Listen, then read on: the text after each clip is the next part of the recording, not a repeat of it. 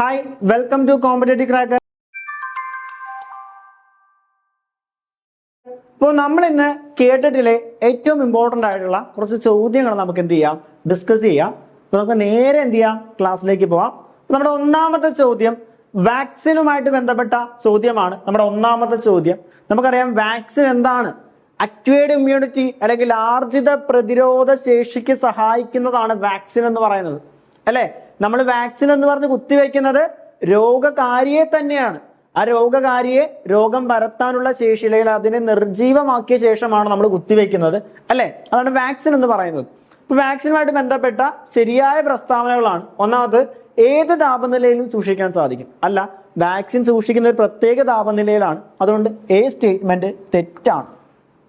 2, polio തുള്ളിമരുന്ന് ഒരുതരം വാക്സിനാണ്. ശരിയാണ്, പോളിയോ തുള്ളിമരുന്ന് ഒരുതരം വാക്സിനാണ്.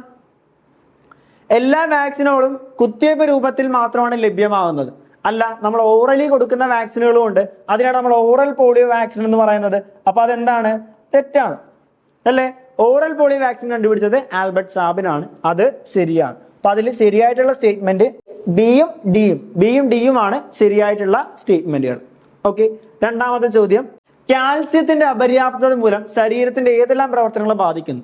നമ്മുടെ ശാരീരിക പ്രവർത്തനങ്ങൾ നിർവഹിക്കുന്നതിന് കാൽസ്യം ആവശ്യമാണ്, അല്ലെ? കാൽസ്യത്തിന്റെ നോർമൽ ലെവൽ എന്ന് പറയുന്നത് 9-11 mg/100 ml ആണ് എന്ന് മനസ്സിലാക്കുക. 100 ml ആണ്, അല്ലെ? അപ്പൊ കാൽസ്യത്തിന്റെ അപര്യാപ്തത ശരീരത്തിന്റെ ഏതെല്ലാം പ്രവർത്തനങ്ങളെ ബാധിക്കുന്നു എന്ന് ചോദിച്ചു കഴിഞ്ഞാൽ, രക്തം കട്ട പിടിക്കാൻ കാൽസ്യം സഹായിക്കുന്നുണ്ട്, പേശി പ്രവർത്തനങ്ങളെ സഹായിക്കാൻ കാൽസ്യം സഹായിക്കുന്നുണ്ട്, അല്ലെ? എല്ലിന്റെയും പല്ലിന്റെയും വളർച്ചയൊക്കെ കാൽസ്യം സഹായിക്കുന്നുണ്ട്. അപ്പൊ ഓപ്ഷൻ എന്താണ്? ഓപ്ഷൻ മേൽ പറഞ്ഞവയെല്ലാമാണ് റൈറ്റ് ആയിട്ടുള്ള ആൻസർ. ഓക്കെ അല്ലേ? അടുത്ത്, യെസ്, നിപ്പ രോഗത്തിന്റെ വാഹകർ ആരാണ്? ഇപ്പൊ എന്താണ് ഈ വാഹകർ എന്ന് നമുക്കറിയാം. എന്താണ്? ഒരു രോഗകാരിയെ ഒരു വ്യക്തിയിലേക്ക് അല്ലെങ്കിൽ എത്തിക്കുന്നവരെയാണ് നമ്മൾ എന്തെന്ന് പറയുന്നത്? വാഹകർ എന്ന് പറയുന്നത്. വാഹകർ, അല്ലെ? കൊതുക്, ബാക്ടീരിയ, വൈറസ് തുടങ്ങിയ ഫംഗസ്, അവയെല്ലാം നമ്മൾ രോഗകാരികൾ എന്ന് പറയും. ഈ രോഗകാരികളെ മനുഷ്യരിലേക്കോ മറ്റു ജീവികളിലേക്കോ എത്തിക്കുന്നവരെയാണ് നമ്മൾ വാഹകർ എന്ന് പറയുന്നത്. ഇപ്പൊ നിപ്പ നമുക്കറിയാം, നിപ്പ രോഗം, അല്ലെ? നിപ്പ രോഗം നമുക്കറിയാം. അപ്പൊ ഈ നിപ്പ രോഗത്തിന്റെ രോഗകാരി ആരാണെന്ന് ചോദിച്ചു കഴിഞ്ഞാൽ വൈറസ് ആണ് അതിന്റെ രോഗകാരി. അതിന്റെ വാഹകർ ആരാണെന്ന് ചോദിച്ചു കഴിഞ്ഞാൽ അതാരാണ്? പഴംതീനി വവ്വാലുകളാണ് അതിന്റെ വാഹകർ എന്ന് മനസ്സിലാക്കുക. ഓക്കെ അല്ലേ? യെസ്. അടുത്തൊരു ചോദ്യം, അനോഫിലസ് കൊതുകുകൾ കാരണം ഉണ്ടാകുന്ന രോഗം ഏതാണ്? അനോഫിലസ് കൊതുകുകൾ കാരണം ഉണ്ടാകുന്ന രോഗം മസ്തിഷ്ക ജ്വരം, ചിക്കൻ ഗുനിയ, ഡെങ്കിപ്പനി, മലമ്പനി. അനോഫിലസ് കൊതുകുകൾ കാരണം ഉണ്ടാകുന്ന രോഗം ഏതാണ് എന്ന്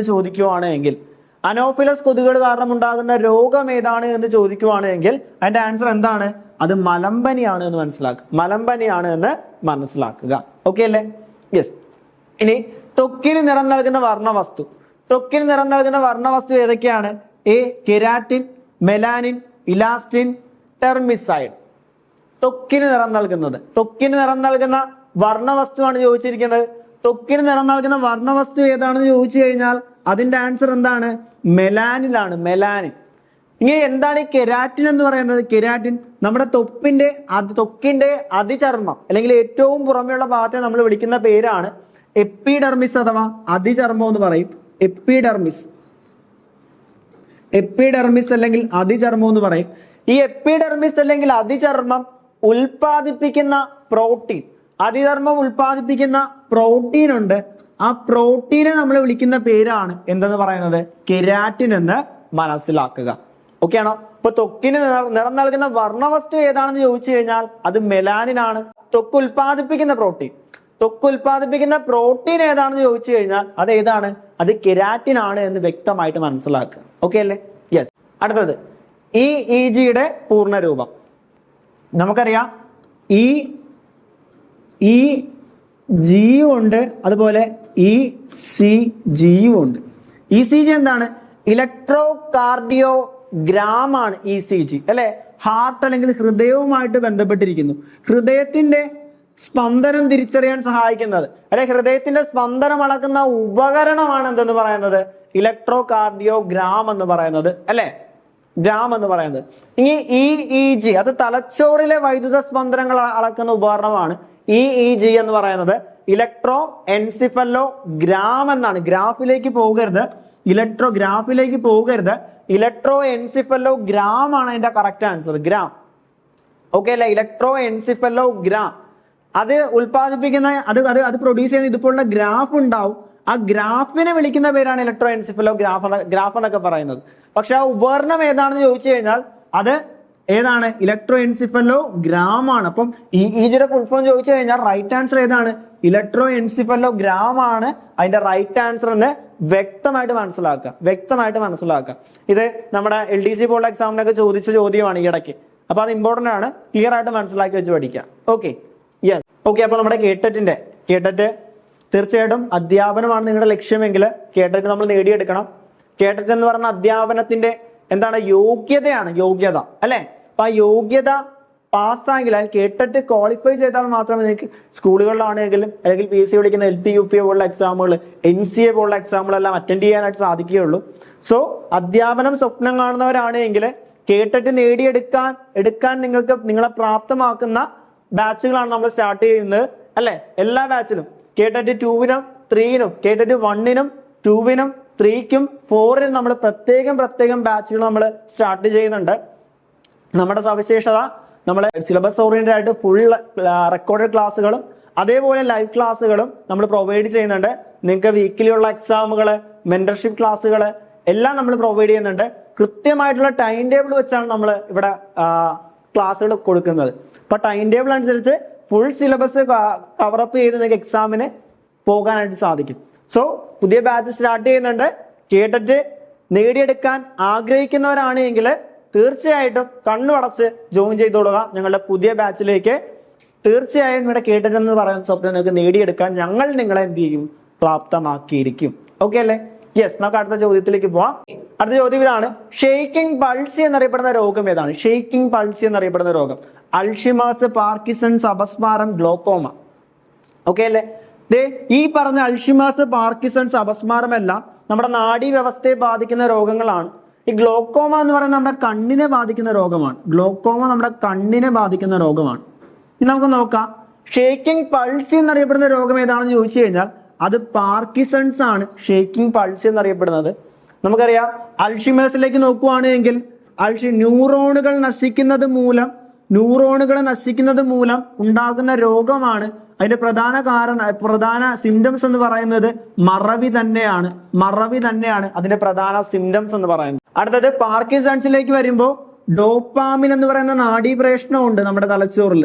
ഡോപ്പാമിൻ എന്ന് പറയുന്ന നാഡീപ്രേഷണത്തിന്റെ കുറവ് മൂലം ആര് നശിക്കുന്നു? ഗാംഗ്ലിയോണുകൾ നശിക്കുന്ന അവസ്ഥയെ നമ്മൾ വിളിക്കുന്ന പേരാണ് അതെന്ന് പറയുന്നത് പാർക്കിൻസൺസ് എന്ന് പറയുന്നത്. പാർക്കിൻസൺസ്.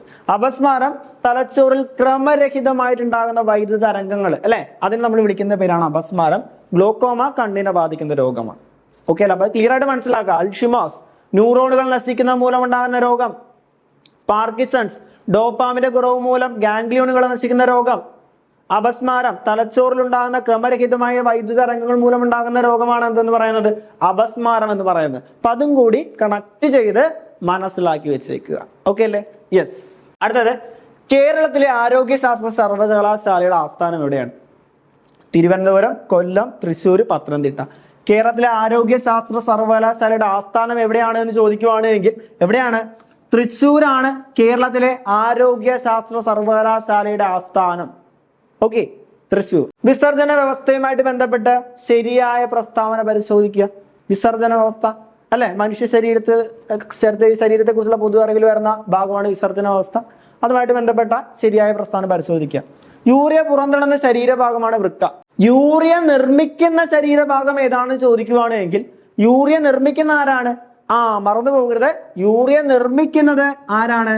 കരളാണ്.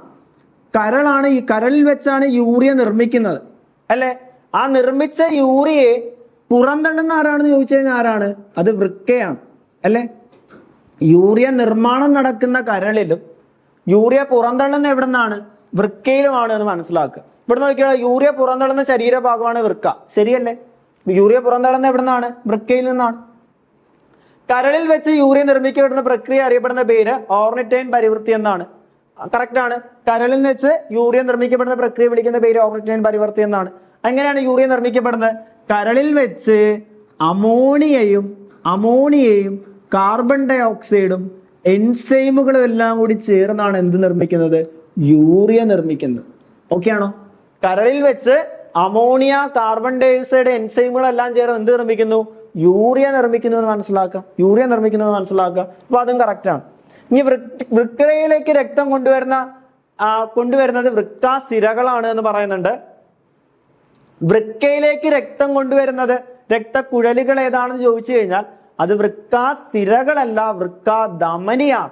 വൃക്കയിലേക്ക് രക്തം കൊണ്ടുവരുന്ന വൃക്കാധമനികളും വൃക്കയിൽ നിന്ന് രക്തം കൊണ്ടുപോകുന്ന വൃക്കാസിരകളുമാണ്. വൃക്കയിലേക്ക് കൊണ്ടുവരുന്നത് ധമനികൾ, വൃക്കയിൽ നിന്ന് കൊണ്ടുപോകുന്നത് സിരകൾ. അത് വൃത്തിയായിട്ട് മനസ്സിലാക്കുക. ധമനികള് വൃക്കയിലേക്ക് രക്തം കൊണ്ടുവരുന്നു, സിരകള് വൃക്കയിൽ നിന്ന് രക്തം കൊണ്ടുപോകുന്നു. ഇപ്പൊ ഇവിടെ പറഞ്ഞിരിക്കുന്ന സ്റ്റേറ്റ്മെന്റ് തെറ്റായിരുന്നു. വൃക്കയിലേക്ക് രക്തം കൊണ്ടുവരുന്ന വൃക്കാധമനികളാണ് കറക്റ്റ് ആയിട്ടുള്ളത്. ഓക്കെ, അപ്പൊ അത് തെറ്റാണ്. ഹെൻലീസ് ലൂപ്പ് ഇല്ലാത്ത നെഫ്രോണുകളാണ് ജസ്റ്റാ മെഡുലറി നെഫ്രോൺസ്. നമുക്കറിയാം വൃക്കയുടെ അടിസ്ഥാന ഘടകം ഏതാണ് എന്ന് ചോദിക്കുവാണെങ്കിൽ നെഫ്രോണുകളാണ്. ആ നെഫ്രോണുകളെ നമ്മൾ പ്രധാനമായിട്ടും രണ്ടായിട്ട് തരംതിരിക്കുന്നു. കോർട്ടിക്കൽ നെഫ്രോൺ എന്നും ജസ്റ്റാ മെഡുലറി നെഫ്രോൺസ് എന്നും. ആണോ?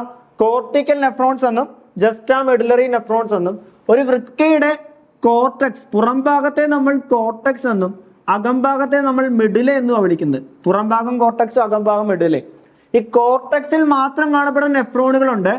കോർട്ടക്സിൽ മാത്രം കാണപ്പെടുന്ന നെഫ്രോണുകളെ നമ്മൾ കോർട്ടിക്കൽ നെഫ്രോൺ എന്നും, കോർട്ടക്സിലും മെഡുലയിലുമായിട്ട് നെഫ്രോണുകൾ കാണപ്പെടുന്നുണ്ട്. കോർട്ടക്സിലും മെഡുലയിലുമായിട്ട് കാണപ്പെടുന്ന നെഫ്രോണുകളെ നമ്മൾ വിളിക്കുന്ന പേരാണ് ജസ്റ്റാ മെഡുലറി നെഫ്രോൺസ്. ഈ കോർട്ടക്സിൽ മാത്രം കാണപ്പെടുന്ന നെഫ്രോണുകളാണ് കോർട്ടിക്കൽ നെഫ്രോൺ. ഈ കോർട്ടിക്കൽ നെഫ്രോൺസിൽ എന്തില്ല? ഹെൻലീസ് ലൂപ്പ് ഇല്ല. എവിടെയില്ല? കോർട്ടിക്കൽ നെഫ്രോണിൽ ഇല്ല. കോർട്ടിക്കൽ നെഫ്രോൺസിൽ ഹെൻലീസ് ലൂപ്പ് ഇല്ല. പക്ഷേ ജസ്റ്റാ മെഡുലറി നെഫ്രോൺസിൽ ഹെൻലീസ് ലൂപ്പ് ഉണ്ട്. അത് ക്ലിയർ ആയിട്ട് മനസ്സിലാക്കുക. കോർട്ടക്സിൽ മാത്രമുള്ള നെഫ്രോണുകളാണ് കോർട്ടിക്കൽ നെഫ്രോൺസ്, അല്ലെ? കോർട്ടക്സിൽ മാത്രമുള്ളത് കോർട്ടിക്കൽ നെഫ്രോൺസ്.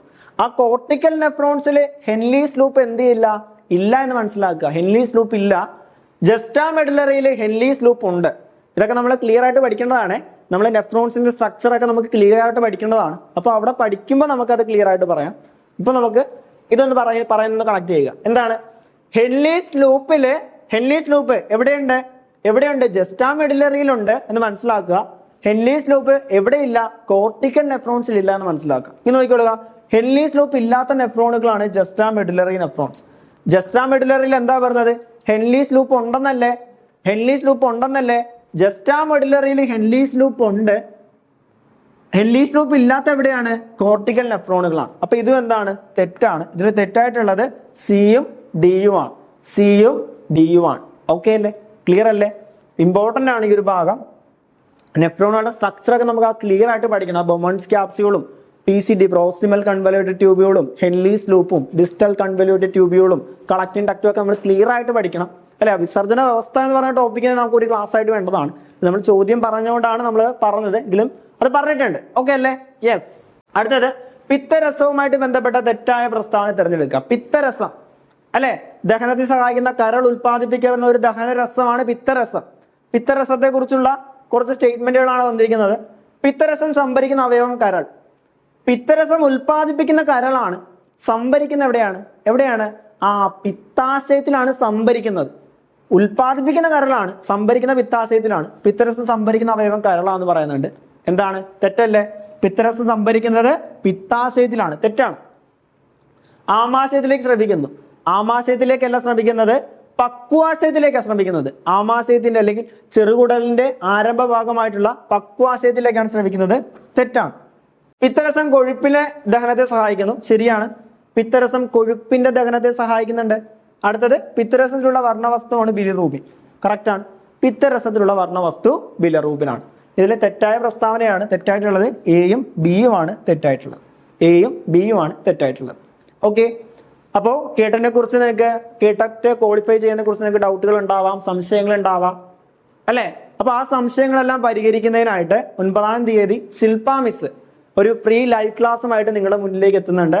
അപ്പോൾ നിങ്ങളുടെ എന്ത് ഡൗട്ടുകളും അവിടെ നിങ്ങൾക്ക് ചോദിക്കാവുന്നതാണ് അല്ലേ. അപ്പോൾ ആ ഒരു ലൈവ് ക്ലാസ്സിൽ നിങ്ങൾക്ക് ജോയിൻ ചെയ്യുന്നതിനായിട്ട് താഴെ കാണുന്ന ലിങ്കിൽ ഗൂഗിൾ ഫോമിൽ നിങ്ങൾ രജിസ്റ്റർ ചെയ്യുക.